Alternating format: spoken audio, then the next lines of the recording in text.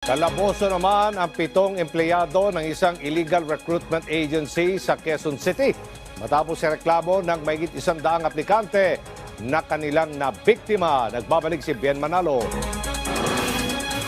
Ilan lamang sila sa mahigit 100 individual na naloko ng Jewels Travel Documentation Service, isang illegal recruitment agency sa Barangay Bago Bantay, Quezon City.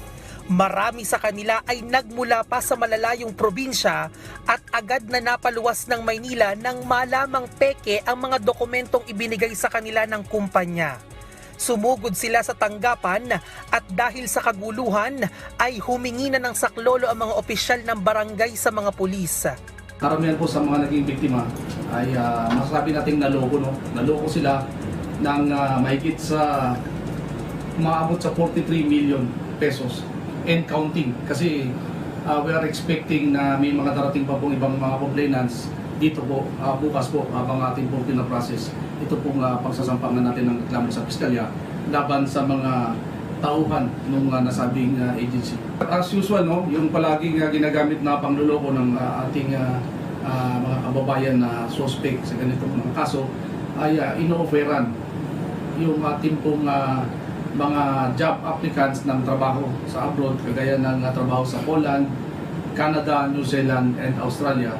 Isa si Mayet na mula pa sa Pangasinan na naengganyo ng nasabing agency dahil sa ipinangakong mabilis na proseso at malaking sweldo.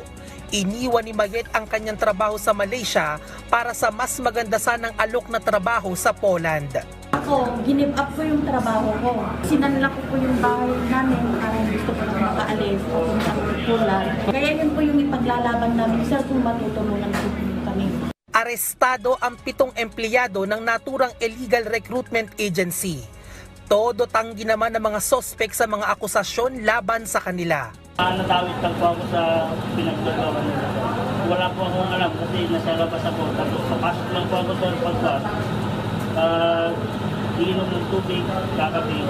Matagal na umanong nakakulong ang itinuturong pinuno ng mga ito na kinilalang si alias Cedric dahil sa pagkakasangkot sa iba't ibang kaso.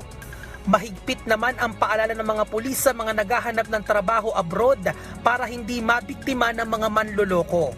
Ingat sa mga kinakausap natin ng mga travel agency, hanapan muna ng dokumento bago po magbigay ng placement fees para hindi naman po masayang. Nanawagan ang mga otoridad sa iba pang posibleng nabiktima ng recruitment agency na makipag-ugnayan sa kanilang tanggapan. Habang patuloy din ang investigasyon ng pulisya sa mga dokumentong nakuha nila sa agency na mula pa umano sa POEA at OWA. Bien Manalo para sa Bayan.